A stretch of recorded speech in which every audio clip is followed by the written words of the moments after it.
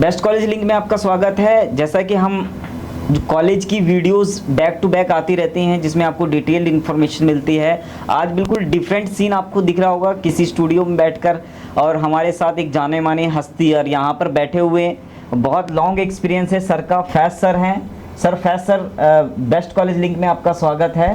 Thank you so much. जो आपके प्यारे प्यारे व्यूवर्स, प्यारे प्यारे पेरेंट्स देख रहे हैं, आज हम उनको ये बताना चाहते हैं कि आज हम किस टॉपिक पे बात करने वाले हैं, क्योंकि बहुत सारे ऐसे बच्चे होते हैं कि पैरामेडिकल जो कोर्सेज होते हैं उसमें एक एडमिशन प्रोसेस क्या होता है, क्या क्या प्रोसेस से गुजरना पड़ता है, फर्स्ट स्टेप क्या होता है, सेकंड क्या होता है, थर्ड क्या होता है। ठीक है, एडमिशन भी हो गया, सारे स्टेप भी क्लियर कर लिया, उसके बाद प्लेसमेंट अपॉर्चुनिटीज़ क्या है, बच्चा करियर अपॉर्चुनिटीज़ क्या है, तो उन सब पर रोशनी डालेंगे। आज हमारे साथ फैज सर है, बहुत लॉन्ग एक्सपीरियंस लेकर यहाँ तक आए हैं, और मैं बहुत बहुत बहुत मुश्किलों से सर को मैं यहाँ तक लेकर आया हूँ, क्योंकि सर का बिज़ी शेड्यूल रहता है, बहुत ही बिज़ी शेड्यूल रहता है, और उस बिज़ी शेड्यूल में आपके लिए आपकी जो कन्फ्यूजन्स हैं उनको दूर करने के लिए आज हम इस पॉडकास्ट में हम सर को लेकर आए हैं। तो सर आपका फर्स्ट ऑफ ऑल स्वागत है, अगेन स्वागत है। बार बार हमेशा हर टॉपिक पे हम कोशिश करेंगे कि डिटेल में वीडियोस ऐसी बनती रहे, बहुत सारे पेरेंट्स, बहुत सारे बच्चों की कन्फ्यूजन्स दूर होती रहे। बिल्कुल तो सर जैसे एडमिशन प्रोसेस होता है, जैसे कि अभी बात करें डी फार्मा की, जीएनएम नर्सिंग की बात करें, बीएससी नर्सिंग की भी बात करें, बीपीटी एमपीटी और बीएड डीएलएड की बात करें, तो सर उसको कैसे आप बताएंगे सर? जी बिल्कुल, मैं वन बाय वन स्टार्ट करता हूँ। यस जी, सबसे पहले हम लोग फार्मेसी पे बात करते हैं। फार्मेसी में हमारे पास जो कोर्सेज बच्चे मोस्टली करते हैं वो डी फार्मा और बी फार्मा करते हैं। ठीक है, तो D pharma diploma in pharmacy का जो कोर्स होता है, अगर मैं सबसे पहले जहाँ से मैं बिलोंग करता हूँ यूपी में, तो यूपी की मैं बात करूँ तो यूपी के अंदर जो है वो एंट्रेंस होता है, एक जीकअप का एंट्रेंस होता है, JEE-CUP का, वो यूपी गवर्नमेंट ऑर्गेनाइज कराती है। उसमें क्या है कि उसमें बच्चे सबसे पहले तो एग्ज़ाम में पार्टिसिपेट करते हैं। उसके बाद इस साल थोड़ा सा उसमें प्रॉब्लम ये है कि गवर्नमेंट ने अभी तक काउंसलिंग का जो डेट्स है वो अनाउंस नहीं किया है, जिस वजह से जो बच्चे जिन्होंने जीकअप का एग्ज़ाम भी दिया बट उनको एडमिशन नहीं मिल पा रहा है। ठीक है, तो ऐसे बच्चे जो परेशान हैं वो चाह रहे हैं कि हमें एडमिशन्स लेना है डी फार्मा में, वो या तो दूसरे स्टेट्स की तरफ मूव कर सकते हैं। जैसे हरियाणा की बात मैं करूं, हरियाणा भी दिल्ली NCR से ही जुड़ा हुआ है, बिल्कुल पास में ही आपको कॉलेजेस भी मिल जाएंगे। ठीक है, तो वहाँ पे आपको जो है एंट्रेंस की ज़रूरत नहीं पड़ेगी। बिल्कुल सर, जैसा कि हमने अभी वीडियोस भी बनाया है, व्यूवर्स चाहें तो उस वीडियोस को जाके देख सकते हैं कि वहाँ पे डायरेक्टली एडमिशन प्रोसेस हो सकता है। बिल्कुल, यस सर। ठीक है, इसके बाद डी फार्मेसी के बाद मैं बी फार्मा की बात करूं तो बी फार्मा जो है उसमें आप लोगों को डायरेक्ट एडमिशन मिल जाता है। बी फार्मा में ग्रेटर नोएडा के अंदर, दिल्ली NCR के अंदर बहुत सारे कॉलेजेस हैं जहां पे आपको अच्छे करियर अपॉर्चुनिटीज़ का भी ऑप्शंस है, प्लस अगर आप कोर्स करते हो तो कॉलेज से आपको प्लेसमेंट भी मिलता है। तो आप बी फार्मा के लिए अभी यूपी के अंदर कोई भी एंट्रेंस नहीं, आप डायरेक्ट एडमिशन ले सकते हो। ठीक है, बी फार्मा करने के बाद या डी फार्मा आप करते हो तो करियर अपॉर्चुनिटीज़ में मैं बात करूं तो करियर में आपके पास ये रहेगा, एज अ फार्मासिस्ट आप जॉब कर सकते हो। ठीक है, अपनी क्लिनिक आप खोल सकते हो, प्लस गवर्नमेंट के बहुत सारे हेल्थ केयर के जॉब्स आते हैं जिसमें आप अप्लाई कर सकते हो। ठीक है, इसके अलावा टीचिंग अपॉर्चुनिटीज़ भी है आपके पास, आप मास्टर्स कर लो, एम फार्मा कर लो, तो आप एज अ प्रोफेसर भी आप किसी भी कॉलेज या यूनिवर्सिटी में जॉब कर सकते हो। ठीक है, नेक्स्ट कोर्स की हम बात करते हैं। फार्मेसी के बाद जो नेक्स्ट कोर्स होता है वो उसकी बात करें हम तो नर्सिंग के बारे में बात करते हैं। ठीक है, नर्सिंग में मोस्टली जो बच्चे कोर्स करते हैं उसमें GNM और BSc नर्सिंग करते हैं। GNM की मैं बात करूं तो GNM में जो कोर्स होता है उसमें लास्ट ईयर क्या है कि गवर्नमेंट ने अनाउंस किया था कि हम लोग इस बार से एंट्रेंस के थ्रू एडमिशन्स लेंगे, और गवर्नमेंट ने हालांकि फॉर्म भी निकाला यूपी गवर्नमेंट ने कि यूपी GET के थ्रू आपका एडमिशन होगा, बट जून में उन्होंने इस चीज़ को कैंसिल कर दिया कि आप डायरेक्ट एडमिशन ले सकते हो। तो इस बार GNM के बच्चे खास करके जो मैंने देखा बहुत परेशान थे, बहुत कन्फ्यूज़न था उनको कि हमारा किस थ्रू एडमिशन होगा, कि हमें एंट्रेंस देना है या फिर जो है डायरेक्ट एडमिशन होगा। इसी कंफ्यूजन को दूर करने के लिए फैज सर को आज हम यहाँ पर लेकर आए। सर मैं ये कहना चाहता हूँ, ये जो कंफ्यूजन्स बनी हुई थी कि एंट्रेंस एग्जाम होगा फिर एडमिशन्स होगा, अब बच्चे जो है इसी डर से कहीं अप्लाई भी नहीं किए हैं। बिल्कुल सर, आपकी बात सही है, बैठे हुए हैं जी, एडमिशन्स लें तो कैसे लें जी। तो उस कंफ्यूजन को दूर करने के लिए फैज सर प्लीज आगे। ठीक है, तो आगे क्या करना है आप लोगों को, सबसे पहले आपको एक लिस्ट बनानी है कि कौन से कॉलेजेस आपको जो है जहाँ पे जीएनएम होता है। आप सर के वीडियोस भी देखोगे आज़ाद सर के, तो बहुत सारे आपको कॉलेजेस के लिंक भी मिल जाएंगे जहाँ से जीएनएम के कोर्सेज हो रहे हैं। तो आप उन कॉलेजेस में आपको क्या करना है कि विजिट करना है या कॉल्स करने हैं, उनसे इंक्वायर करना है कि सर हमारा जो है एडमिशन जीएनएम का रह रहा है, तो एंट्रेंस तो कैंसिल हो चुका है, तो डायरेक्ट एडमिशन्स के लिए क्या प्रोसीड करना है आपको। तो मोस्टली आपको कॉलेजेस में विजिट करना पड़ेगा, वहाँ के जो एडमिशन फॉर्मेलिटीज़ होते हैं वो पूरे करने होंगे और आपको डायरेक्ट एडमिशन मिल जाएगा। तो इस साल आपको बिल्कुल भी जीएनएम कोर्स के लिए किसी भी एंट्रेंस की ज़रूरत नहीं है। ठीक है, अब नेक्स्ट कोर्स की मैं बात करूँ नर्सिंग में, तो वो है बीएससी नर्सिंग। बीएससी नर्सिंग एक ऐसा कोर्स है जो डॉक्टर्स, जो लोग नीट का एग्ज़ाम देते हैं, अच्छे मार्क्स नहीं आ पाते हैं, या बहुत सारे ऐसे बच्चे जो चाहते हैं कि हमने नीट में अच्छा स्कोर नहीं किया है, हम अपना साल बर्बाद ना करें, वैसे बच्चे मोस्टली बीएससी नर्सिंग की तरफ मूव करते हैं। और सर बहुत सारे ऐसे बच्चे भी हैं उनकी स्पेशली डिमांड होती है कि मुझे बीएससी नर्सिंग ही करना है जी। और इसमें बहुत सारी ऐसी फीमेल हैं जो कि आना चाहती हैं नर्सिंग में, बहुत सारे ऐसे मेल कैंडिडेट भी हैं जो कि नर्सिंग करना चाहते हैं, स्पेशली डिमांड्स होती है। रीज़न क्या है, उनका बजट भी मैटर करता है जी सर। बिल्कुल, तो इस वजह से बच्चे जो है बीएससी नर्सिंग की तरफ मूव हो रहे हैं। जी यस सर। ठीक है, तो बीएससी नर्सिंग जैसा कि मैंने आपको बताया कि एक ऐसा कोर्स है जो लोग नीट पे अच्छे मार्क्स नहीं होते वो नर्सिंग की तरफ मूव करते हैं, और बहुत सारे बच्चे जो है हेल्थ केयर में जाना चाहते हैं खुद से, क्योंकि नर्सिंग का कोर्स एक ऐसा कोर्स है, 4 साल का आपका कोर्स है, उसमें जो आपकी सैलरी होती है स्टार्टिंग के 2-3 साल जब आप जॉब करोगे उसके बाद आपकी सैलरी इक्विवेलेंट टू डॉक्टर हो जाती है। यानी एक हॉस्पिटल में जितना एक डॉक्टर रन कर रहा है लगभग आपकी सैलरी उतनी हो जाती है। होता क्या है कि स्टार्टिंग में जब आपने कोर्स किया, 4 साल का कोर्स किया, उसके बाद आपको हॉस्पिटल्स में वर्क करना पड़ता है, काम सीखना पड़ता है। उसके बाद आप एडमिन में जाते हो, एडमिन में आप जैसे ही चले गए उसके बाद आपको क्या है कि डॉक्टर्स तो मोस्टली होते नहीं है हॉस्पिटल्स के अंदर, एनी टाइम नहीं रहेंगे। डॉक्टर्स के एब्सेंस में जो पूरा केस होता है वो बीएससी नर्सिंग के जो कैंडिडेट्स होते हैं वही हैंडल करते हैं। अब अगर मैं बात करूं कि अगर आपको एडमिशन लेना है बीएससी नर्सिंग में, तो यूपी के अंदर अगर मैं बात करूं तो यूपी के अंदर आपको जो है सीनेट का एक एग्ज़ाम होता है जो अटल बिहारी वाजपेयी मेडिकल यूनिवर्सिटी, एक गवर्नमेंट यूनिवर्सिटी है लखनऊ में, वो कंडक्ट कराती है। ठीक है, तो उस एग्ज़ाम में बहुत सारे बच्चों ने अप्लाई किया है, उनका क्लियर हुआ है, कुछ लोगों का क्लियर नहीं हो पाया है। तो वैसे बच्चे जिनका क्लियर नहीं हो पाया है वो जो है अभी आने वाले टाइम में, क्योंकि अभी 3 राउंड्स हो चुके हैं काउंसलिंग के, फर्स्ट राउंड हुआ, सेकंड राउंड हुआ, फिर मॉपअप राउंड हुआ, मॉपअप राउंड भी खत्म हो चुका है, बच्चों को एडमिशन नहीं मिल पाया है। तो आप लोगों को करना ये है कि स्टे राउंड का वेट करना है। स्टे राउंड बस कुछ दिनों में, आई थिंक 7 से 8 दिन में अनाउंस हो जाएगा यूनिवर्सिटी के पोर्टल पे। वहाँ पे आपको जो है यूनिवर्सिटी विजिट करना है लखनऊ, आपको 40,000 का डीडी बना के लेके जाना है जो कि अटल बिहारी वाजपेयी मेडिकल यूनिवर्सिटी के नाम पे होगा। वहाँ से आपको जो है कॉलेजेस अलॉट होंगे। ठीक है, वो डीडी बना के कहाँ सबमिट करना होगा? वो डीडी आपकी यूनिवर्सिटी में ही सबमिट होगी। यूनिवर्सिटी ऑनलाइन या फिर डायरेक्ट सबमिट वहीं करना नहीं, ये कंफ्यूजन बच्चों को होता है कि जो है 3 राउंड, क्योंकि बच्चों ने सारा कुछ ऑनलाइन प्रोसीजर किया है तो उनको पता नहीं होता है कि आगे के राउंड्स कैसे होंगे। तो आगे के जो राउंड्स है उसमें ऑनलाइन कुछ भी नहीं होगा। आपको जो है सिर्फ आपको ये चेक करना है कि किस कॉलेज में कितनी सीट्स अवेलेबल है। वो भी सीट मैट्रिक्स आपके यूनिवर्सिटी के वेबसाइट पे अपडेट हो जाएगा 1-2 दिन के अंदर। वो सीट मैट्रिक्स देखने के बाद आपको यूनिवर्सिटी विजिट करना है, यूनिवर्सिटी के नाम पे ही डीडी लेके जाना है। ठीक है, और वो डीडी आपकी यूनिवर्सिटी में ही सबमिट होगी। यानी ऑनलाइन जो भी एडमिशन का प्रोसेस था वो अब ख़त्म हो चुका है बीएससी नर्सिंग में। अब जो भी प्रोसेस होगा वो लखनऊ में ही जाके होना है। ठीक है, इसके बाद बीएससी नर्सिंग होने के बाद मैं अगर नेक्स्ट कोर्स की बात करूं तो नेक्स्ट कोर्स में जो बच्चे प्रीफर करते हैं वो फिजियोथेरेपी का कोर्स होता है। फिजियोथेरेपी में भी बहुत सारे कोर्सेस होते हैं। डिप्लोमा का कोर्स हो गया जिसको डीपीटी बोलते हैं। ठीक है, उसके बाद बैचलर्स कोर्स होता है जिसको बीपीटी बोलते हैं। तो नेक्स्ट कोर्स में अगर बात करूं नेक्स्ट कोर्स की, तो वो फिजियोथेरेपी का कोर्स है जो बच्चे प्रीफर करते हैं कोर्स करने के लिए। तो फिजियोथेरेपी में जो है 3 कोर्सेस आते हैं, जिसमें कि डिप्लोमा हो गया, diploma in physiotherapy, next course है बैचलर्स ऑफ फिजियोथेरेपी और मास्टर्स ऑफ फिजियोथेरेपी।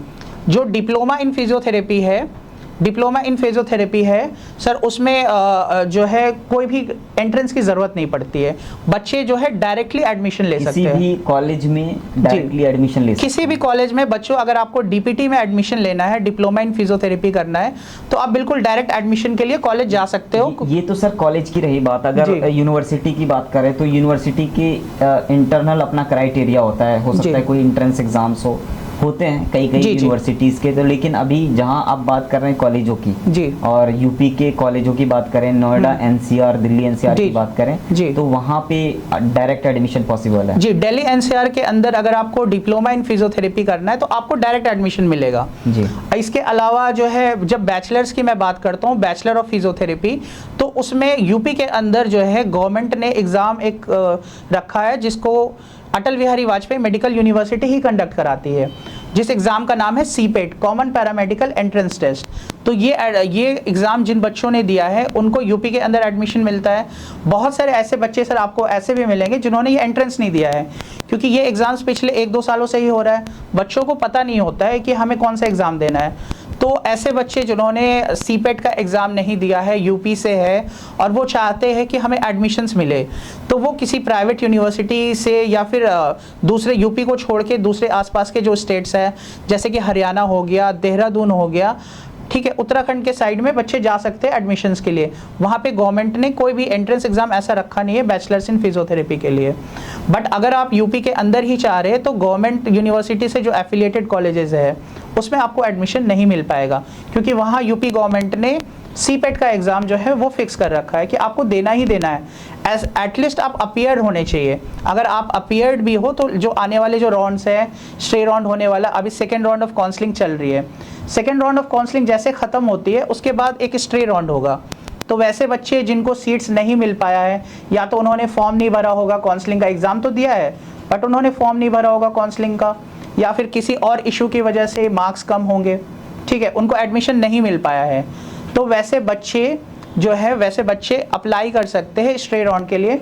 उसमें भी सर जो बीएससी नर्सिंग में जो प्रोसीजर था सेम फॉलो होगा। बच्चों को यूनिवर्सिटी जाना पड़ेगा डीडी बना के 40,000 का, ठीक है, 40,000 का डीडी। और एक चीज मैं, ये जो यूनिवर्सिटी है वो लखनऊ है जी, लखनऊ में, लखनऊ में। तो बच्चों को यही कंफ्यूजन रहता है यूनिवर्सिटी जाना पड़ेगा, तो यूनिवर्सिटी कहाँ है, यूनिवर्सिटी कैसे जाएं जी। कोई भी बच्चा, बहुत सारे ऐसे बच्चे जो बिहार से आते हैं, बहुत सारे बच्चे आपके यूपी के आउटर स्टेट, आउटर डिस्ट्रिक्ट से आते हैं, तो वहाँ पर बात करें तो सर जो बच्चे आते हैं उनको एटलीस्ट पता होना चाहिए जाना कहाँ है जी। तो अगर यूनिवर्सिटी जाते हैं तो डीडी वहीं से बना ले या फिर लखनऊ जाकर बनाना पड़ेगा? नहीं, इसमें मैं आप लोगों को बताना चाहूँगा कि सबसे पहले आप ऐसा नहीं कि डीडी आप बना के यूनिवर्सिटी चले जाओ, उसमें आपको कोई बेनिफिट नहीं होना है।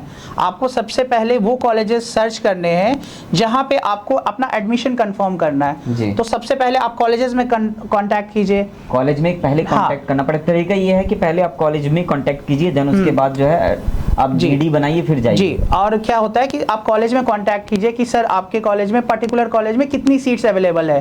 कल को आप डीडी बना के जा रहे हो बट वहाँ पे कॉलेज में सीट ही नहीं है, तो वो डीडी आपका वेस्ट हो गया। तो डीडी जो बनेगा किस नाम से बनेगा? यूनिवर्सिटी के नाम पे बनेगा या फिर कॉलेज जो लेना चाहते हैं उसके नाम पे बनेगा? कॉलेज के नाम से आपको कभी भी डीडी नहीं बनाना है, आपको डीडी बनाना है यूनिवर्सिटी के नाम पे। यूनिवर्सिटी के नाम पे बनाना है, यूनिवर्सिटी के नाम पे डीडी बनाना है। और जो फर्स्ट स्टेप होगा, सबसे पहले आप कॉलेज में कांटेक्ट करोगे कि सर हमें एडमिशन लेना है और हमारे मार्क्स कम है या किसी वजह से हमें एडमिशन नहीं मिल पाया है, तो आपको कॉलेजेस के फॉर्म भरने होंगे। कॉलेज आपको गाइड करेगी कि आगे चल के आपको कब यूनिवर्सिटी जाना है। बहुत सारे कॉलेजेस ऐसे हैं दिल्ली एनसीआर में जो आपको खुद लेके जाएंगे, तो आपका जो भी हेडेक था कि जो है हमें कैसे पहुंचना है, कब जाना है, कब सबमिट करना है, वो सारा प्रोसेस आपको कॉलेज कराएगा। तो आपको कॉलेज से कनेक्ट करना है, अपनी सीट को बुक कर लेनी है कि हमें आगे चल के इस कोर्स के लिए एडमिशन लेना है फिजियोथेरेपी के लिए। सीट बुक करने के बाद कॉलेज आपसे खुद डीडी बनाएंगे और आपको साथ लेके जाएंगे, आपकी रिपोर्टिंग करा के लेके आएंगे। ठीक है सर? फिजियोथेरेपी का ये रहेगा प्रोसीजर। इसमें सर करियर की बात करें तो करियर कितना सिक्योर है फिजियोथेरेपी में? फिजियोथेरेपी तो अगर मैं बिल्कुल लेम लैंग्वेज में बोलूँ तो मैं कहता हूँ कि ये डॉक्टर बनने का सबसे सस्ता जुगाड़ है।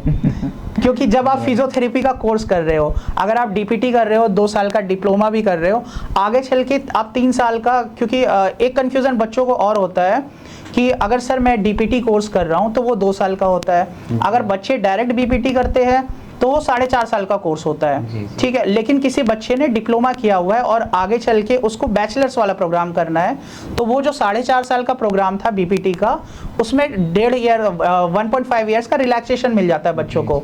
यानी डीपीटी के बेसिस पे जो बीपीटी होती है वो सिर्फ 3 साल की होती है, जी सर। और जैसे ही आपकी बीपीटी कंप्लीट होगी, आप अपने नाम के आगे, आपके नाम के आगे डॉक्टर लगा सकते हो, जी सर। आप अपनी क्लिनिक भी ओपन कर सकते हो, जी। ठीक है। तो पहला चीज़ तो यही हुआ कि आप जो है कम से कम फीस में, अगर मैं बीपीटी की फीस की बात करूं तो ग्रेटर नोएडा के अंदर लगभग सारे कॉलेजेस की जो फीस है 70 से 80 हज़ार रुपये मात्र है। जी। आप 70 से 80 हज़ार रुपये फीस देके एक डॉक्टर बनने का जो बच्चों का सपना होता है वो पूरा कर सकते हो। अच्छा सर, इसमें एक पॉइंट है, जैसे कि जी। कोई भी बच्चा डीपीटी कर लेता है, किसी ठीक भी है। यूनिवर्सिटी किसी भी स्टेट से कर लेता है, जी। और वो यूपी में चाहे दिल्ली एनसीआर में आना चाहे, जैसे जी। नोएडा, ग्रेटर नोएडा में आके जी। करना चाहता है डीपीटी, जी। तो उसमें उस बीच में कोई एंट्रेंस एग्जाम? इसमें ये होता है कि डीपीटी के बाद जब आप एडमिशन्स के लिए जाओगे तो बच्चों को ये कन्फ्यूज़न होता है कि हमें डायरेक्ट मिलेगा, जब 2 साल कंप्लीट हो गया हमारा तो बीपीटी में डायरेक्ट मिलेगा, या फिर हमें फिर से एंट्रेंस देना पड़ेगा।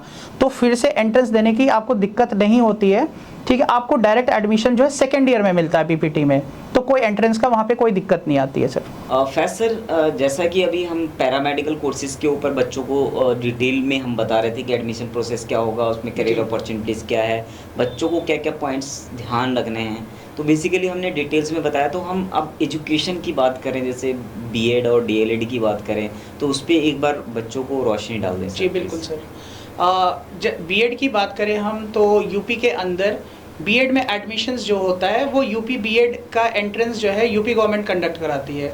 तो बच्चों, अगर आपने यूपी बीएड का एंट्रेंस दे रखा है तो आप यूपी के अंदर बीएड के लिए एलिजिबल हो, अगर आप सीसीएस यूनिवर्सिटी से करना चाहते हो तो। इन केस अगर आपने एंट्रेंस नहीं दे रखा है तो वैसे में बहुत सारे प्राइवेट यूनिवर्सिटीज़ है यूपी के अंदर भी जहाँ पे उनका खुद का एग्ज़ाम होता है, आप उन एग्ज़ाम्स को दो, वहाँ से आप जो है एडमिशन्स के लिए एलिजिबल हो जाओगे, ठीक है।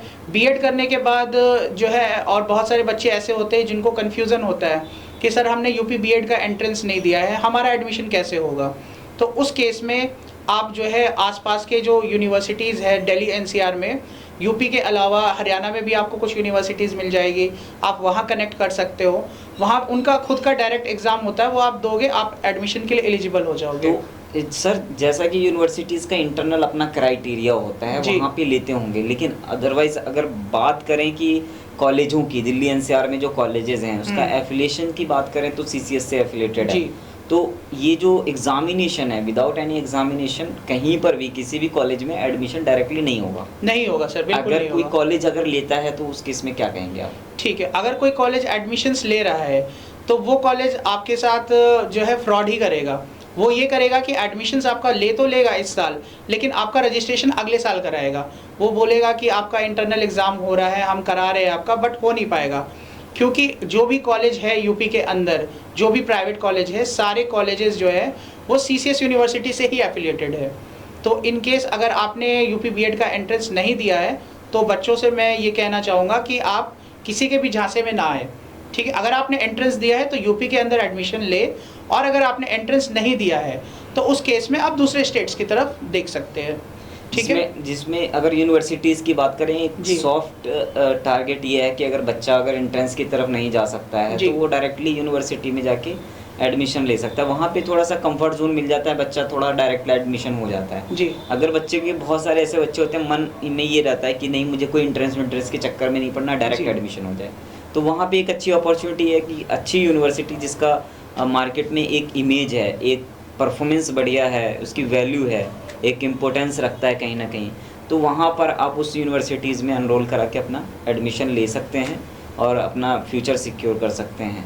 सर, डीएलएड की बात करें तो उसमें कैसे आप? ठीक है जी सर। डीएलएड में जो है बच्चों को हमेशा कन्फ्यूज़न रहा है, पिछले साल भी कन्फ्यूज़न था कि बहुत सारे ऐसे बच्चे थे जो छूट गए, जिनका एडमिशन नहीं हो पाया सिर्फ और सिर्फ कन्फ्यूज़न की वजह से कि मैं दूसरे स्टेट से हूँ, मैं यूपी से नहीं हूँ, मेरा एडमिशन कैसे होगा।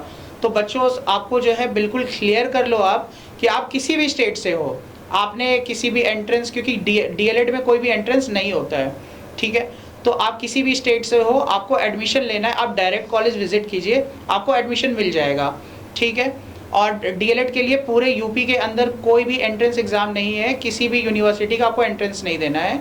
डायरेक्ट आपका एडमिशन हो जाएगा, जिसकी काउंसलिंग की डेट्स वगैरह अभी फ़िलहाल रिलीज़ नहीं हुई है, लेकिन आप एडमिशन के लिए एलिजिबल हो। ओके सर जी। तो कहीं जैसे कि अभी क्या है ना, डायरेक्टली एडमिशन पॉसिबल है, बच्चा जी। ले सकता है कॉलेजेस के अंदर, और यूनिवर्सिटीज़ में तो ले ही सकता है, यूनिवर्सिटीज़ में डायरेक्टली एडमिशन है, उनमें कोई इशू एडमिशन नहीं हो जाते हैं। तो सर किसी भी स्टेट से बच्चा हो, डीएलएड में डायरेक्ट एडमिशन है, है। जी, कहीं कोई प्रॉब्लम नहीं? कहीं कोई प्रॉब्लम नहीं आएगी। तो सर आपका जो लॉन्ग एक्सपीरियंस है, एटलीस्ट अपना थोड़ा सा अपने बच्चों को अपने एक्सपीरियंस से, आपका जो एजुकेशनल जर्नी रही है अभी जी। तक की, आपका खुद का एक्सपीरियंस क्या बोलता है, और उस एक्सपीरियंस से बच्चों को आप अपनी तरफ से क्या मैसेज देना चाहते हैं, और पेरेंट्स को क्या मैसेज देना ठीक है। चाहते हैं? तो बच्चों से मैं कहना चाहूँगा कि जो भी कोर्सेज़ के बारे में आज हमने डिस्कशन किया, मोस्टली जो पैरामेडिकल के कोर्सेज़ है, नर्सिंग के कोर्सेज़ है, जब से कोरोना हुआ है उसके बाद से इन कोर्सेज़ की डिमांड्स बढ़ी है। ठीक है, ऐसा नहीं है कि इंजीनियरिंग जो है वो बिल्कुल डाउन फॉल पे चला गया, बट पैरामेडिकल्स की डिमांड्स बढ़ी है, क्योंकि कोरोना के बाद हेल्थ वर्कर्स की बहुत ज़्यादा रिक्वायरमेंट्स आई है। पूरे स्टेट के अंदर आप बात करो, यूपी के अंदर बात करो, और पूरे इंडिया के अंदर, क्योंकि पैंडेमिक था, वो एक किसी पर्टिकुलर स्टेट में आया नहीं है। तो पैरामेडिकल में आप फिजियोथेरेपी कोर्स देख रहे हो या फिर नर्सिंग कोर्स देख रहे हो, तो बहुत अच्छा अपॉर्चुनिटी है आपके लिए। अगर आपको कॉलेजेस मिल रहे हैं या जो है आपको एडमिशन के एलिजिबल नहीं हो, तो आप ज़्यादा से ज़्यादा कोर्सेज को सर्च करो, क्योंकि अब ऑनलाइन आपको बहुत सारे वीडियोस मिल जाएंगे, सर के भी वीडियोस आपको मिल जाएंगे, और भी आप सर्च करते रहो ताकि आप एडमिशन जो प्रोसीजर है अपना टाइमली कंप्लीट करा पाओ। दूसरा चीज़ ये है कि एजुकेशन के जो कोर्सेज है, जैसे मैंने बताया आपको कि बीएड है और डीएलएड है, तो ये कोर्सेज भी जो है आजकल के टाइम में आप देखोगे बहुत सारी स्टेट गवर्नमेंट्स है जहाँ पे आपको गवर्नमेंट जॉब मिलता है इन कोर्सेज के थ्रू ही। आपने बीएड किया हो या डीएलएड किया हो, खास करके मैं बिहार के बच्चों से कहना चाहूँगा कि बिहार के अंदर कॉलेजेस बहुत ज़्यादा कम हैं डीएलएड और बीएड के, बट अब क्या है कि आप दूसरे स्टेट्स में भी जाके एडमिशन अपना ले सकते हो। तो आप आओ, दिल्ली एनसीआर में आओ, डीएलएड में एडमिशन लो, बीएड में एडमिशन लो, ताकि कल को जो है आप अपना फ्यूचर सिक्योर कर पाओ, गवर्नमेंट जॉब्स में भी आप काम कर पाओ। ठीक है सर? ठीक है, तो वीडियोस में सर ने बहुत डेप्थ में इंफॉर्मेशन देने की कोशिश की है। जैसा कि फैज़ सर अपने एक्सपीरियंस से सब कुछ आपको डिटेल में बता दिया है। मुझे लगता है कि इस वीडियो से सब कुछ आपका क्लियर हो गया होगा, कोई भी कन्फ्यूज़न थी वो भी दूर हो गया होगा। वीडियोज़ में बने रहने के लिए थैंक यू सो मच। लेकिन लास्ट में यही बोलना चाहूँगा कि लाइक, कमेंट, शेयर, सब्सक्राइब कर दीजिए, क्योंकि मोटिवेशन बना रहेगा। और मैं लास्ट में एक बात और कहना चाहता हूँ, जो व्यूवर्स देख रहे हैं, जो बच्चे देख रहे हैं, अगर इस सीट पे फैज़ सर की जगह अपने एक्सपीरियंस से एक ऑनेस्ट रिव्यू जो एजुकेशनल जर्नी रही है, चाहे वो स्टूडेंट हो, चाहे वो प्रोफेसर्स हों, चाहे वो प्लेसमेंट हेड हो, या फिर एडमिशन हेड हो, या फिर एडमिशन काउंसलर हो, अगर किसी का कोई एक्सपीरियंस है वो अपना शेयर करना चाहता है बच्चों के साथ, तो ज़रूर आप मुझे मैसेज करें। दिए गए डिस्क्रिप्शन में नंबर पर व्हाट्सएप पे जाइए, टाइप करके वहाँ पर डायरेक्ट लैंड होंगे व्हाट्सएप पे, अपना इन्फॉर्मेशन दीजिए, फिर आपकी शेड्यूलिंग होगी और किस टॉपिक पे आप बात करना चाहते हैं, फिर डिटेल में हमारी बात होगी, जिससे बच्चों का एक मिशन और विज़न और एडमिशन्स में क्लियरिटी आएगी और अपना फ्यूचर सिक्योर कर सकते हैं। एटलीस्ट आपके एक्सपीरियंस से जान सकते हैं कि किस कॉलेज, किस यूनिवर्सिटी में एडमिशन लेना चाहिए और अपने करियर को सिक्योर करना चाहिए। Thank you so much.